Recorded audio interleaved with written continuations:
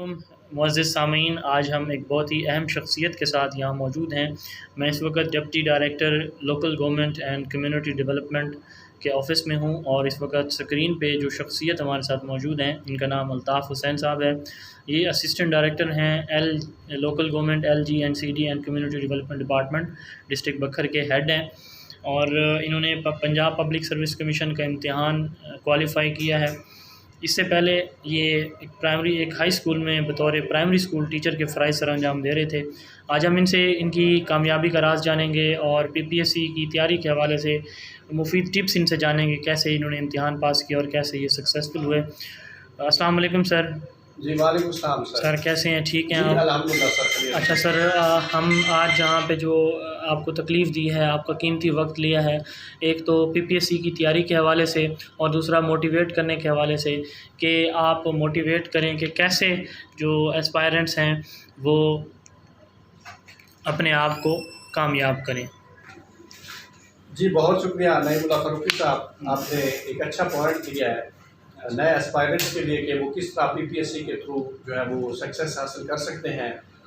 तो हर इंसान ज़िंदगी में एक मकसद बनाता है और उस मकसद को हासिल करने के लिए जो कोशिश करता है वही कामयाब होता है। तो एस्पायरेंट्स के लिए ये जो वीडियो है बहुत ही मुफीद है। इसमें हम बात करेंगे मकसद और कोशिश के हवाले से कि वो किस तरह अपने मकसद को हासिल कर सकता है, कामयाब हो सकता है। सबसे पहले हर एक एस्पायरेंट जो कामयाब होना चाहता है उसके लिए दो बातों का होना ज़रूरी है। अगर एक कैंडिडेट उसका ज़िंदगी में कोई मकसद है, किसी भी टाइप का मकसद है, उसको हासिल करने के लिए कोशिश जो है वो ज़रूरी है। मैंने इस चीज़ को पॉइंट आउट किया है, जज किया है कि जो बंदा कुछ बनना चाहता है उसके लिए ज़रूरी है कि वो दो बातों पर अमल पैरा हो। सबसे पहली बात यह है कि वो अपनी ज़िंदगी का एक मकसद बनाए। मकसद के बगैर कोई भी काम मुकम्मल नहीं हो सकता। जब उसके जहन में एक मकसद होगा तो उसको फुलफिल करने के लिए जो दूसरा पॉइंट है वो है मेहनत और उसका डिटर्मिनेशन पॉइंट, जिसको हम नाम देते हैं विजन का, डिटर्मिनेशन पॉइंट का। तो वो उसके मुताबिक जब अमल पैरा होगा तो वो कामयाबी की तरफ जाएगा। तो इसमें एक बात है, vision with action can change the world. सबसे पहले ज़रूरी है कि वो अपनी ज़िंदगी में कोई एक मकसद बनाए। अब एक शख्स है, एक स्टूडेंट है, एक कैंडिडेट है, वो 16 साल एजुकेशन हासिल करता है तो 16, 17, 18 साल जो है वो सिर्फ़ और सिर्फ तालीम के हसूल के लिए देता है। फिर उसके बाद जाकर वो मास्टर BS मुकम्मल करता है। अब उसके बाद वो चाहता है कि उसकी फौरी तौर पर जो है नौकरी हो जाए। ऐसा पॉसिबल नहीं होता, ये उसकी लक होती है। कुछ लोग ऐसे होते हैं जिनको फौरी तौर पर जॉब मिल जाती है, लेकिन ज़्यादातर लोग वो कोशिश की बुनियाद पे, मेहनत की बुनियाद पे ही कामयाब होते हैं। तो सबसे पहली बात यह है कि कोई भी एस्पायरेंट है, वो अगर लेक्चरार बनना चाहता है, प्रोफेसर बनना चाहता है, डॉक्टर बनना चाहता है, पायलट बनना चाहता है, तो इसके लिए तो वो ज़िंदगी में इनमें से कोई एक मकसद बनाए। तो जब ये मकसद सामने होगा तो इसके लिए जो दूसरा लहमल है वो है कोशिश। Hard work is the key to success.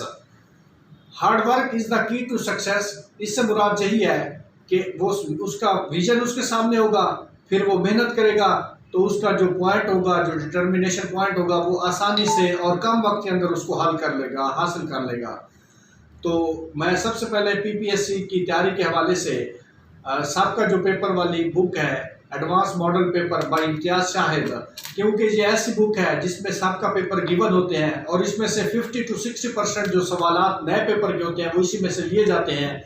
जब आप इसको स्टडी करेंगे तो आप आसानी के साथ, क्योंकि इसके कंटेंट्स मुख्तलिफ सब्जेक्ट्स पर मुश्तमिल होते हैं, लाइक कंप्यूटर, बेसिक साइंस है, बेसिक मैथ है, इसके अलावा करंट अफेयर है, वर्ल्ड अफेयर है, इसके अलावा हम बेसिक इंग्लिश की बात करते हैं।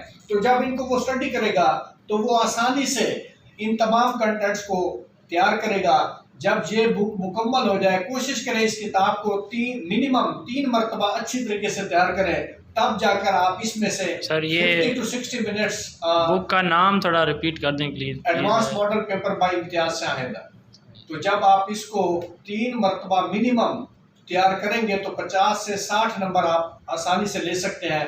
फिर यहाँ पे उसकी तैयारी मुकम्मल नहीं होती, इसके लिए ज़रूरी है कि साथ वो मुख्तलिफ बुक्स है, इसमें मैं ऐड करूँगा। पाकिस्तान अफेयर्स राय अहमद खरल की है, ये पाकिस्तान अफेयर्स जिसमें इंडो पाक हिस्ट्री है, पाकिस्तान की जियोग्राफी है।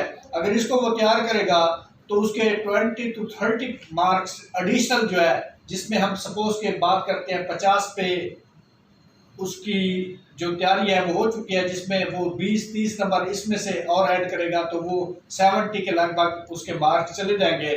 साथ में एडिशन ये करूँगा कि जो डॉन न्यूज़ है इसको स्टडी करे, इसको टच करे, तो इसमें डॉन और सर ये डॉन और जो जियो न्यूज़ हैं इनके लिए कोई वो न्यूज़ देखे या कोई मोबाइल एप्लीकेशन है? इसमें वो मोबाइल एप्लीकेशन को डाउनलोड कर ले, यानी जियो न्यूज़ और डॉन न्यूज़, तो वो आसानी से जो करंट अफेयर है, वर्ल्ड अफेयर है, तो वो आसानी से उसके तैयार हो जाएंगे। अच्छा सही है, थैंक यू सर। अच्छा आपने मेरे पहले सवाल का जवाब दिया और बड़ा इन डिटेल दिया है कि अगर कोई नया स्टूडेंट, कोई कैंडिडेट, कोई एस्पिरेंट है, वो अपनी तैयारी स्टार्ट करना चाह रहा है, तो उसके लिए आप ये सजेस्ट कर रहे हैं कि पीपीएससी एडवांस की बुक है इम्तियाज़ शाहिद की, advance model paper, I think so, मैंने भी देखी है, बड़ी अच्छी बुक है।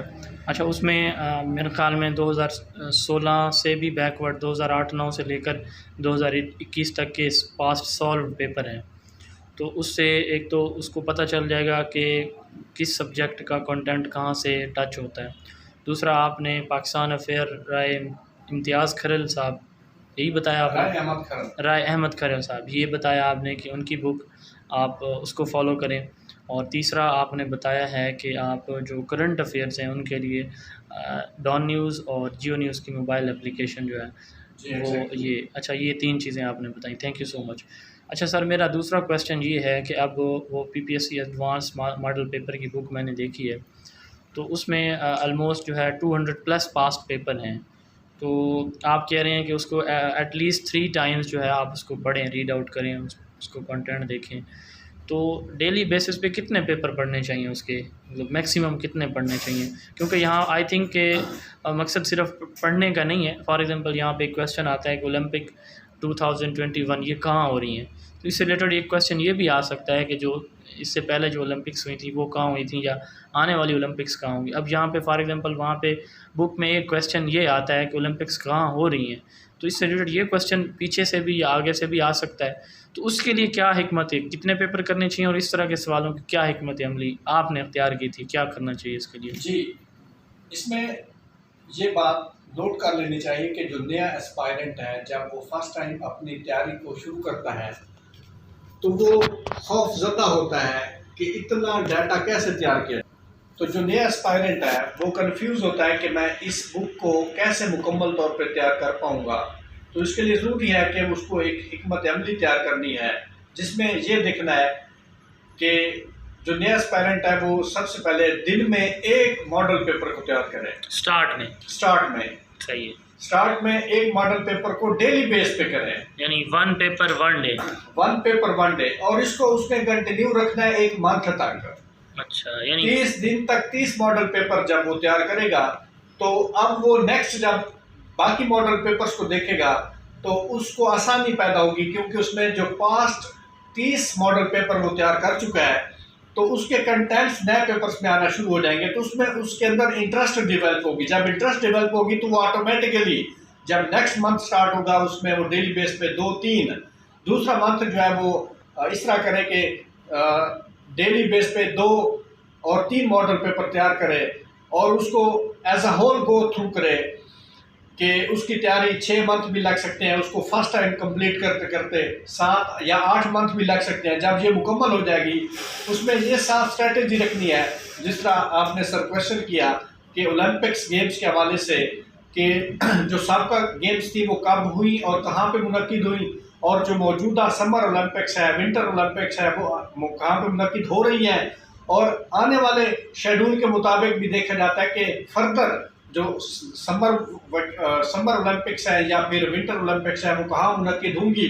वो साथ साथ ब्रीफ नोट बनाता है, मौजूदा का भी लिख ले, आने वालों का भी लिख ले, थ्रू गूगल सर्च उनको जो है वो पॉइंट आउट कर ले, या उनकी जो मुख्तलिफ साइट्स है स्पोर्ट्स के हवाले से उनको विजिट कर ले, तो वहाँ पे सर डाटा मौजूद होता है। ये जो नोट्स आप कह रहे हैं कि नोट्स बना ले, ये नोट्स जो है वो अलग तैयार करें या लेड पेंसिल के साथ वहीं पे ऊपर ही मेंशन कर दे, ये आपकी क्या हिकमत अमली थी? मेरी जो हिकमत अमली यही थी कि वो मैं साथ ही मेंशन कर देता, यानी जो ईयर मेंशन होता उसमें वो ईयर दिए होते हैं जहाँ पे ओलंपिक्स जिन सालों में मुनक्किद हुई होती है, तो वहाँ पे मेंशन कर दिया जाता है ये जो साल है इसमें ये तीसरी विंटर ओलंपिक्स इसी ईयर में मुनक्किद हुई, लेड पेंसिल के साथ वहाँ पे मेंशन कर दे तो उसके लिए आसानी होगी फिर। अच्छा सर, मेरा नेक्स्ट क्वेश्चन ये है कि एक एस्पिरेंट ने एक महीना लगाया है या एक हफ़्ता लगाया है, चीज़ें उसने देख ली हैं, 30 पेपर देख लिए हैं, या हफ्ते में उसने 6 या 7 पेपर देख लिए हैं, तो अब वो रिवीजन की क्या स्ट्रेटजी अपनाए, रिवीजन कैसे करे अपनी तैयारी की? मतलब 7 पेपर उसने किए हैं या 15 किए हैं या महीने में 30 किए हैं, तो उनको रिवीजन के लिए क्या हिकमत अमली तैयार करनी चाहिए? जी, ये आपका बहुत ही अच्छा क्वेश्चन है। ये इस तरह के, सबसे पहले सपोज कि आपने फर्स्ट डे में, मैं नया एस्पायरेंट की बात कर रहा हूँ, उसने फर्स्ट पेपर मॉडल पेपर तैयार किया है, तो दूसरे दिन वो सेकंड करेगा, तो सेकंड को स्टार्ट करने से पहले वो फर्स्ट को 2 मरतबा रिपीट करे सर, क्योंकि जब तक वो 2 मरतबा उसको रिपीट नहीं करेगा उस वक्त तक उसके कंटेंट जो है ना उसके माइंड में सेव नहीं होंगे, नक्श नहीं होंगे। नहीं, अब सर आप कह रहे हैं कि हर अगले पेपर को स्टार्ट करने से पहले सारे पेपर रिवाइज करें या सिर्फ बैक डे वाला? जो बैक डे वाला है उसको लाजमी एक दफ़ा या 2 दफ़ा कम अज़ कम करें। सही है। और जो जो उसकी ग्रोथ होती चली जाएगी, उसमें बढ़ोतरी होती चली जाएगी, जितने मैक्सिमम करता चले जाएगा उसका इंटरेस्ट भी बिल्ड होगा। जब सबका सवालात को दोबारा देखेगा तो आने वाले सवालात के जवाबात उसको खुद से देना आना शुरू हो जाएंगे, तो उसके लिए आसानी पैदा होगी। इसी तरह जब हफ्ते के अंदर सपोज के उसने 7 मॉडल पेपर तैयार कर लिए हैं, तो उसके ऊपर 1 घंटा 2 घंटा लगाकर उनको दोबारा रिवाइज करे, सबको एक मरतबा देखेगा, तो ये उसके जहन पर मुस्तकिल बुनियादों पर नक्श हो जाएगा। Thank you so much.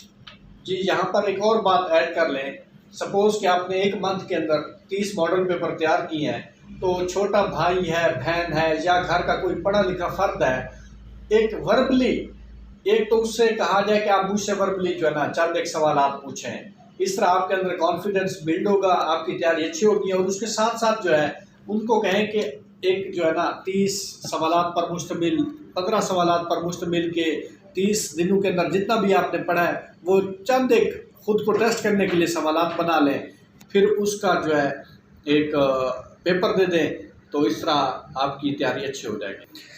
अच्छा सर, एक और क्वेश्चन है कि ये कितना टाइम लग जाएगा एक एस्पिरेंट को कि वो एक टेस्ट क्वालिफाई करे?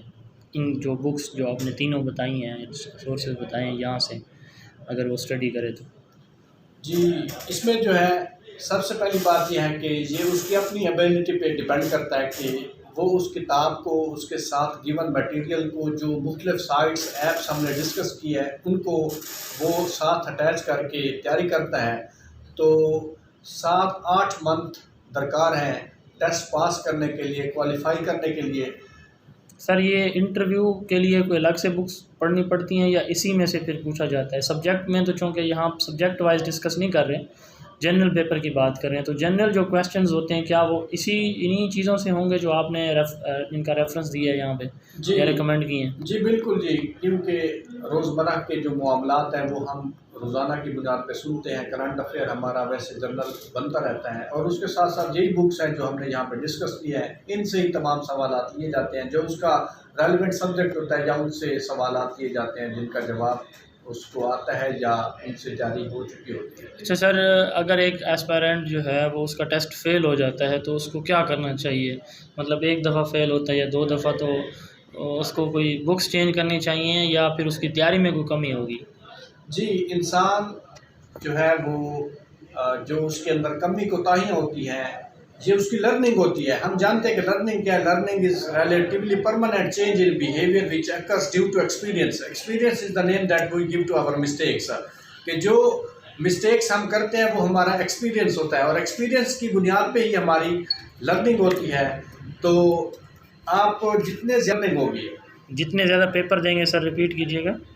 जितने ज़्यादा आप पेपर देंगे, आप उसमें गलतियां करेंगे, वो गलतियां आपका एक्सपीरियंस बनेगी, और एक्सपीरियंस से आपकी लर्निंग होगी, आप ज़्यादा कुछ सीख पाएंगे।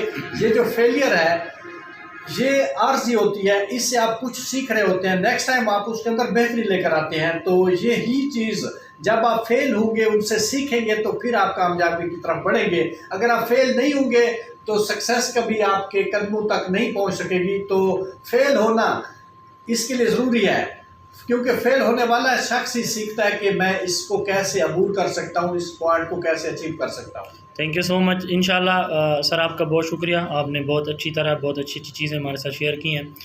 हम कोशिश करेंगे इंशाल्लाह सर अल्ताफ़ साहब के से टाइम लेके कि जो वन पेपर MCQs है, पेपर जनरल नॉलेज का पेपर है, FPSC का, PPSC का, सिंध पब्लिक सर्विस कमीशन का, KPK सर्विस कमीशन का या बलूचिस्तान सर्विस कमीशन का, तो उनकी जो जनरल एस्पेक्ट्स है, यानी वन पेपर जो MCQs है, जनरल नॉलेज सब्जेक्ट की जो तैयारी है, वो अल्ताफ़ साहब इंशाल्लाह जो है इस पर डिफरेंट वीडियोज़ क्रिएट करेंगे। और ये इनसे पहले भी मैंने रिक्वेस्ट की है कि आप माशाल्लाह बड़े बासलाहियत हैं, तो आप कोशिश करें कि हमारे लिए कोई टाइम निकालें और छोटी छोटी वीडियोस जो हैं, शॉर्ट वीडियोस हर टॉपिक पे, हर सब्जेक्ट के हर टॉपिक पे बना के हमें दें, ताकि एक तो जो है फ्री में आप सब तक ये इन्फॉर्मेशन भी पहुँचे, और दूसरा ये है कि आप लोगों की तैयारी भी अच्छी हो जाए। तो इंशाल्लाह आप इस चैनल को सब्सक्राइब करें, आने वाली वीडियोस को लाजमी देखें। इस चैनल पे आपके तमाम तर जो PPSC की तैयारी के हवाले से जितनी भी कंटेंट होगा वो नेक्स्ट इंशाल्लाह हम शेयर करेंगे। इस पर हम प्लानिंग कर रहे हैं और बहुत जल्द इंशाल्लाह हम ये सारी चीज़ें आप तक पहुँचाएँगे। वीडियो देखने का बहुत शुक्रिया, अपना बहुत सारा ख्याल रखें, दुआओं में याद रखें। अस्सलाम वालेकुम।